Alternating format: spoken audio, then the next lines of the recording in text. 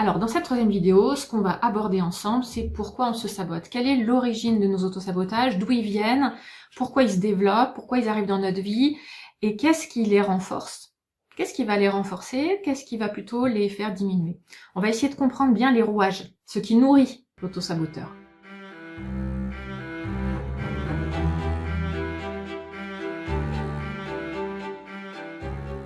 Alors, ce qu'il faut savoir, c'est que le fond du fond de l'autosabotage, la cause principale, c'est que il y a une croyance au fond de soi, il y a une pensée, il y a une petite voix qui dit qu'on n'a pas le droit d'être heureux, on n'a pas le droit de réussir, de profiter de la vie, ou parfois qu'on n'a pas le droit de dépasser quelqu'un d'autre. Donc vous voyez, il y a une espèce de plafond de verre sur lequel on vient taper et on bute, on peut pas aller au-delà. Vous voyez, c'est une espèce de limitation invisible, l'autosabotage. La cause profonde, c'est qu'il y a une voix, une croyance qui va nous dire que c'est pas possible d'aller au-delà de cette limite.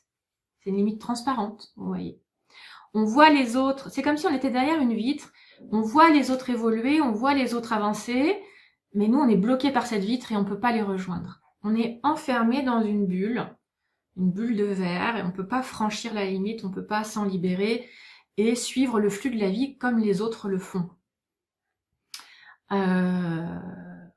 Parce qu'il y a une voix qui nous l'interdit. Alors qu'est-ce que c'est que cette voix? C'est ce qu'on va voir.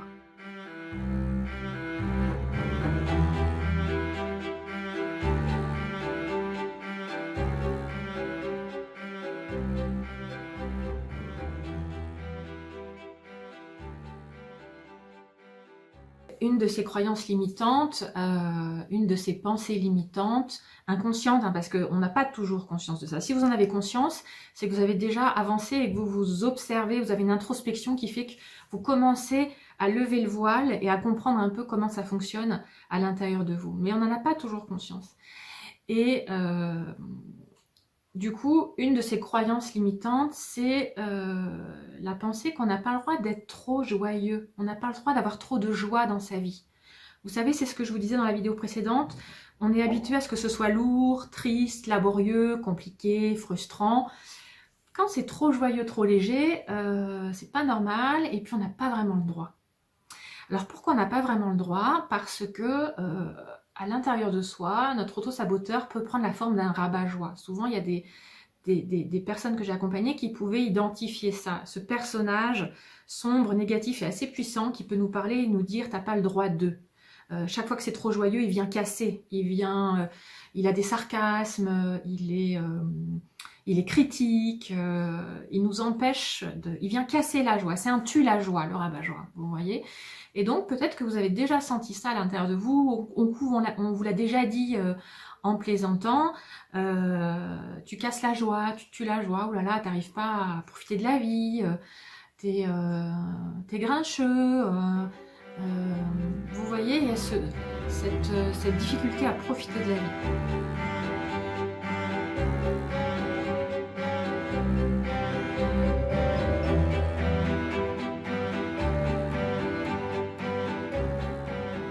Ça peut être aussi sous forme d'angoisse. Hein. Chez les femmes, c'est plutôt chez les hommes que ce côté un peu grincheux. Chez les femmes, c'est souvent plutôt sous forme d'angoisse. C'est-à-dire que quand on est trop joyeux, tout d'un coup, il y a une angoisse qui arrive, on va avoir peur, on n'est pas sûr, on hésite, on a des doutes. Souvent, ça peut aussi prendre cette forme-là. Du coup, ça va pas être un personnage de rabat-joie qui va se manifester, mais peut-être un personnage peureux, inquiet, insécurisé, vous voyez, qui est pas sûr de lui, qui a peur de l'extérieur, qui est insécurisé dans l'inconnu. Ça va être un personnage comme ça.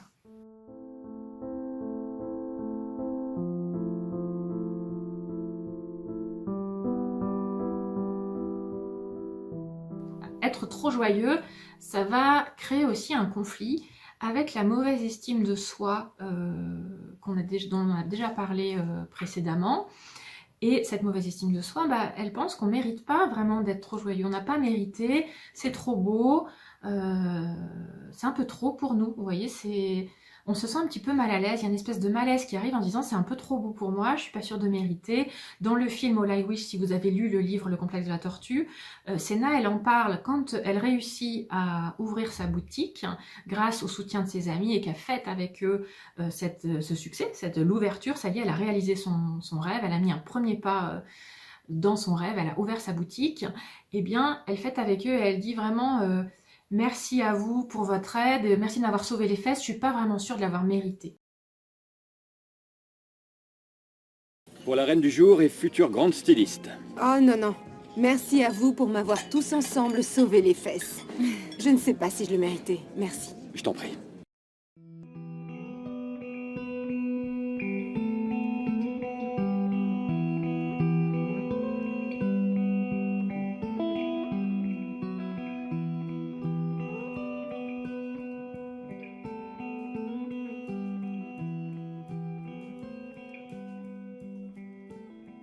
Vous voyez, à ce moment-là, on voit la mauvaise estime de soi qui se réveille et qui se manifeste au grand jour. Quand quelque chose de trop heureux nous arrive, tout d'un coup on se dit mais est-ce que j'ai vraiment mérité? Je suis pas sûre, je me sens un peu un imposteur. Je me sens pas vraiment à l'aise pour profiter de cette joie qui arrive.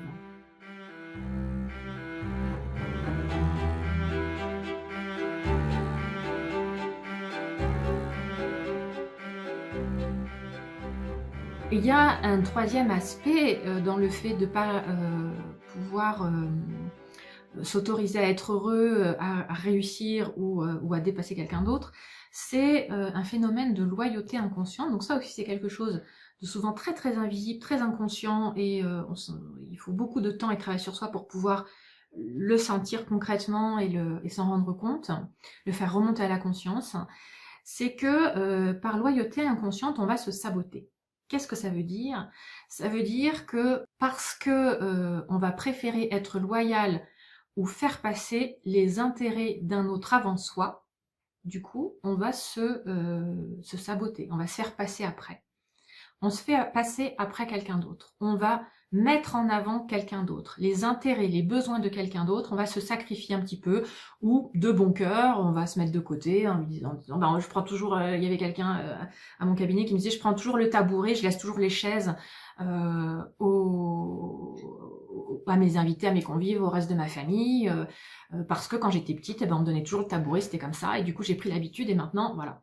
Donc, par exemple, c'est un exemple parmi d'autres, mais ça peut être, vous voyez, on laisse les autres décider, quand on veut partir, on va se balader, bah on laisse toujours les autres choisir, on les laisse décider, on n'ose pas exprimer son désir. On se dit, mon désir est moins important que celui des autres, mon bien-être est moins important, moi je peux m'adapter, moi ça m'est égal. Vous voyez, souvent on peut être dans le déni en se disant, mais en fait moi ça m'est égal.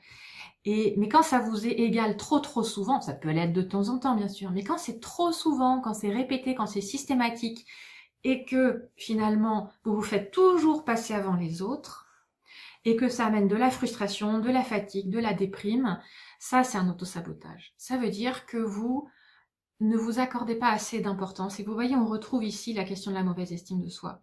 Vous pensez que votre bien-être à vous, il est moins important que celui des autres. Et ça, c'est un problème. Et ça, c'est la voie de la mauvaise estime de vous qui se manifeste là. Et c'est aussi la voie d'une loyauté inconsciente. Parce que qu'est-ce que je veux dire par là? Ce que je veux dire par là, c'est que la loyauté inconsciente, c'est... vous allez voir que c'est un lien un petit peu toxique aux autres et aux gens qui nous sont proches. Et je vais vous expliquer davantage ce que je veux dire par là.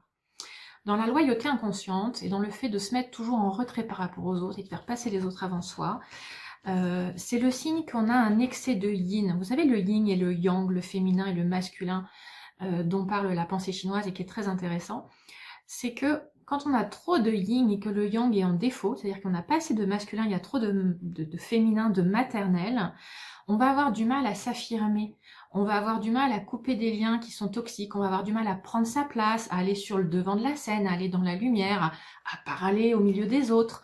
On va avoir tendance à se mettre en retrait, à rester dans l'ombre, à rester un peu invisible, à s'excuser un peu d'être là et à mettre les autres en avant. Le yin, il est souple, le yin, il s'adapte, le yin, il se met en retrait. Le yang, il est plus affirmé, plus droit, plus solide, plus ferme. Il est plus dans la lumière, dans le soleil, il va parler d'une voix plus forte, vous voyez. Et donc, vous pouvez avoir trop de yin en excès, il faut un peu des deux, il faut du yin et du yang, il faut que ce soit équilibré, ou en tout cas que ce soit souple et que ça bouge. On peut avoir beaucoup de yin à un moment, mais c'est compensé. Mais quand vous remarquez que vous êtes tout le temps, ou très souvent, dans ce type de déséquilibre yin, et que ça vous amène des complications émotionnelles, que ça amène de l'insatisfaction. Le problème de ce yin, c'est que du coup, il vous met trop dans la passivité, il vous met trop en retrait. Et du coup, il va favoriser les relations d'emprise. C'est-à-dire que quelqu'un en face de vous qui va avoir une affirmation forte, vous allez avoir tendance à le laisser faire, à le laisser choisir, à le laisser décider, et à devenir un petit peu dépendant, à pas oser vous affirmer, à avoir peur de donner votre avis et à trop souvent vous effacer. Et donc, ça va vous amener à tomber un peu facilement sur des gens qui vont avoir tendance à vous imposer leurs désirs, les leurs, où ils veulent aller, etc., mais aussi à décider pour vous de votre vie. Tu devrais faire ci, tu dois faire ça, fais pas comme ci, fais pas comme ça. Et vous allez avoir tendance à être un petit peu passif, à laisser faire, à dire oui, oui, et ça, c'est nocif. Et votre manque de yang va vous empêcher de pouvoir dire stop, de pouvoir dire moi, je comprends que tu veuilles ça, mais moi je préfère faire ça, et ça ne change rien à nos relations, et je t'apprécie beaucoup, mais là j'ai besoin de faire ça, j'ai besoin de m'écouter. Vous allez avoir du mal à faire ça, vous allez avoir du mal à donner votre avis. Parfois vous allez peut-être même ne plus savoir ce que vous voulez vraiment, tellement vous avez l'habitude d'écouter les autres et de vous laisser influencer par la vie des autres. Donc vous voyez, ça c'est un problème.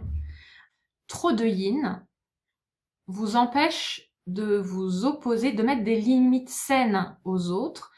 Et les limites saines, elles vous permettent de prendre votre place. Si vous n'arrivez pas à poser des limites et à prendre votre place, votre territoire, il rétrécit, et les autres prennent la place. Pas forcément de façon intentionnelle et délibérément mauvaise. Vous voyez, il n'y a pas forcément de mauvaises intentions, mais c'est un jeu d'équilibre, c'est un jeu de vase communicant. Si vous avez tendance à vous retirer, les autres vont occuper l'espace. Il n'y a pas de... la nature n'aime pas l'espace vide, et donc du coup, spontanément, on va occuper les espaces vides. Donc si vous ne prenez pas votre place, les autres vont la prendre. Et vous allez peut-être vous sentir étouffé, vous allez peut-être vous sentir négligé, pas écouté, mais c'est aussi parce que vous ne prenez pas votre place. Et parce que vous avez besoin de développer ce yang à l'intérieur de vous un petit peu plus. Un bon yang, un yang positif. C'est pas être autoritaire que de s'affirmer, c'est pas écraser les autres, c'est pas être blessant vers les autres. C'est avoir une affirmation juste, saine, ferme, bienveillante. On peut être tout à fait bienveillant et affirmé. Alors, on a vu que la loyauté inconsciente, ça pouvait se manifester par le fait d'avoir tendance à se mettre en retrait et à laisser les autres décider, prendre la place, etc. Mais ça peut aussi, la loyauté inconsciente, être l'effet d'une relation un petit peu toxique à un parent qui a tendance à vous critiquer, à saper votre estime de vous. C'est tout à fait ce qu'on voit dans le film All I Wish avec le personnage incarné par Sharon Stone. Elle a une mère extrêmement envahissante, qui a des idées arrêtées sur beaucoup de choses et qui la critique beaucoup, qui lui renvoie une mauvaise image d'elle-même et qui lui laisse toujours penser que ce qu'elle fait, c'est pas assez bien, c'est pas assez ceci, c'est pas assez cela. Donc vous voyez, quand on a un parent comme ça, qui a tendance à vous infantiliser et à pas vous valoriser, à pas vous laisser l'espace pour faire vos propres expériences en toute liberté, à pas vous encourager, vous soutenir, mais plutôt à vous critiquer et à voir ce qui va pas, avoir le verre à moitié vide en permanence, ça sape votre estime de vous et ça maintient l'indépendance. Parce que du coup, le message implicite qui est passé à Senna par sa mère dans le film, c'est sans moi, tu peux pas te débrouiller. T'as tout le temps besoin de moi pour te débrouiller. Toute seule, tu n'y arriveras pas. Et regarde, tu fais tout le temps des bêtises. Regarde, tu fais tout le temps des bourdes. T'es pas assez ceci, t'es pas assez cela. Et donc, vous voyez ce qu'il y a derrière la loyauté inconsciente. C'est un lien toxique d'emprise et de dépendance, comme ce dont je vous parlais tout à l'heure, qui est que il y a un parent, pour des raisons assez complexes, dont je parle plus longuement dans le livre, mais là, dans cette vidéo, c'est un petit peu compliqué d'aller au-delà de ça, mais si vous voulez en savoir plus, vous pouvez aller lire le chapitre qui est consacré à ça dans le complexe de la tortue. Pour des raisons assez complexes, il y a un lien d'emprise et de dépendance qui s'est créé avec un parent, et qui fait que ce parent, il a envie de vous garder près de lui. Parce qu'il a un mal-être intérieur invisible, etc. C'est le cas de la mère de Senna, et j'en parle dans le livre.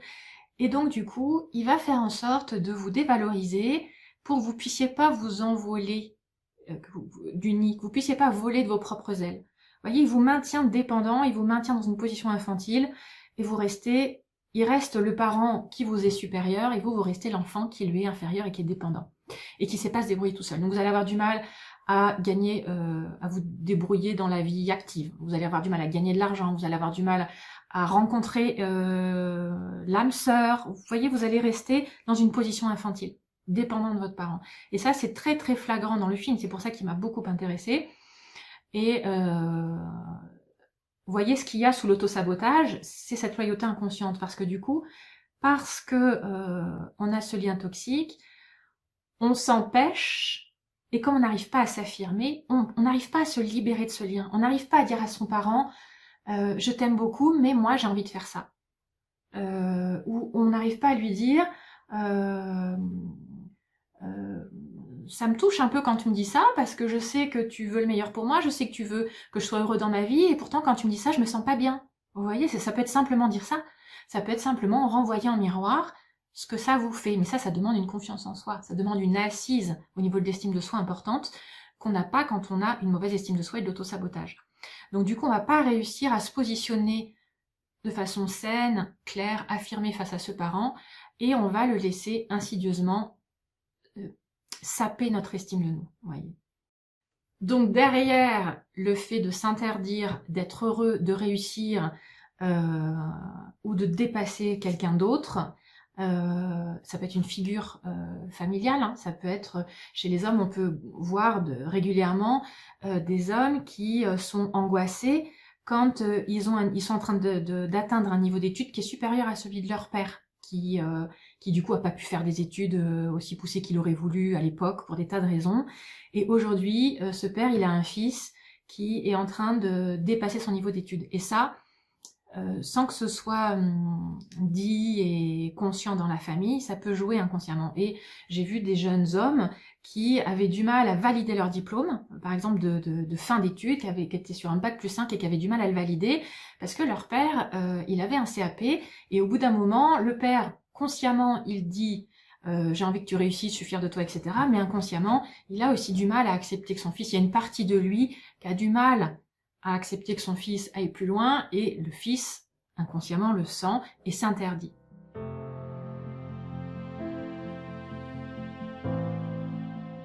Dans ce qui explique cette croyance limitante qui dit qu'on n'a pas le droit d'être heureux, de réussir ou de dépasser quelqu'un d'autre, il y a, on a vu la pensée à l'intérieur de soi qu'il ne faut pas être trop joyeux, qu'on n'a pas le droit d'être trop joyeux, que c'est interdit, vous voyez, avec ce rabat-joie à l'intérieur de soi. Il y a le fait que le fait d'être trop joyeux crée ce conflit avec la mauvaise estime de soi qui est au fond de nous et qu'on ne mérite pas vraiment. C'est trop beau, hein, c'est trop d'honneur, c'est trop de joie, c'est trop de vraiment c'est trop de positif dans ma vie. J'ai du mal à le digérer, j'ai du mal à l'accepter, j'ai du mal à le laisser entrer, je me sens pas légitime avec ça. Et il y a le fait, vous voyez, de cette loyauté un peu plus bas, si on descend un peu plus bas dans l'inconscient, il y a ce fait de cette loyauté inconsciente avec une figure parentale qui fait que pour les raisons que je vous ai expliquées, on ne s'autorise pas, il y a quelque chose à l'adolescence qui n'a pas réussi à s'affirmer et on reste dans une position de dépendance. Donc on a un peu les ailes coupées et on n'arrive pas à sortir de cette position infantile pour occuper sa place d'adulte pleine et entière et s'autoriser à quitter le nid, à vivre sa vie d'adulte, à faire les études qu'on souhaite, à trouver le travail qu'on souhaite, à s'épanouir, à gagner suffisamment d'argent pour être autonome et à pas avoir besoin de rester vivre chez ses parents parce qu'on n'arrive pas à gagner son argent. Et il y a le fait de rencontrer l'amour évidemment et de pas rester attaché aux figures parentales, les premières figures d'amour. Papa, maman, je vous aime beaucoup, mais voilà, j'ai rencontré quelqu'un. Et ça, c'est aussi une forme d'auto-sabotage que de ne pas réussir à s'autoriser à abandonner son parent pour vivre sa vie amoureuse à l'extérieur. Vous voyez que cette vidéo, elle est très chargée. Il y a beaucoup, je vous dis beaucoup de choses. Donc il se peut que vous ayez du mal à tout digérer, peut-être que ça vous remue intérieurement, peut-être que c'est compliqué, que vous avez la tête un peu pleine. Donc n'hésitez pas à suivre ces vidéos à votre rythme, à les arrêter, à les reprendre plus tard, à les regarder plusieurs fois. Et dites-vous bien que ce qui est compliqué émotionnellement, c'est le signe que vous avez besoin d'apaiser vos émotions là-dessus, vous avez besoin de guérir, d'adoucir ces émotions qui se réveillent en écoutant cette vidéo. Donc faites-vous accompagner par un thérapeute qui va vous aider à ça. Et puis faites-le par petits bouts pour digérer progressivement toutes ces informations et revenez-y à plusieurs reprises et vous allez voir qu'au fur et à mesure, ça va être de plus en plus facile, ça va être de moins en moins compliqué si c'est le cas, par exemple. Si vous sentez que c'est lourd émotionnellement, c'est normal, c'est le début, c'est comme si vous appreniez à jouer de la guitare. Au début, bah, vous êtes... y a beaucoup de choses dans la tête à savoir et on n'arrive pas à tout retenir et puis petit à petit, on est de plus en plus à l'aise et de plus en plus familier. C'est pareil avec l'introspection, c'est-à-dire avec la connaissance de son inconscient. Il y a beaucoup de choses qu'on découvre sur soi. C'est normal, vous en êtes au début ou vous êtes avancé, ça dépend où vous en êtes là en regardant la vidéo, mais si vous êtes un petit peu surchargé et encombré émotionnellement, ne vous inquiétez pas, allez à votre rythme, faites des pauses, faites-vous accompagner pour alléger si ça vous envahit trop, et puis revenez sur la vidéo à votre rythme, voilà.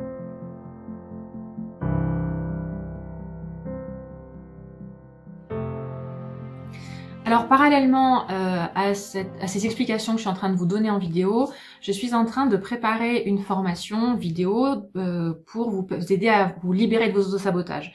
Il y aura des explications, des exercices pas à pas, étape par étape, pour vous aider à vous libérer un peu, vous voyez, de ces chaînes invisibles qui luttent contre vous et qui vous empêchent de libérer votre potentiel, d'exprimer votre créativité, vos talents, d'exprimer votre personnalité, qui vous empêche de vous affirmer, qui vous empêche de prendre votre place pleinement.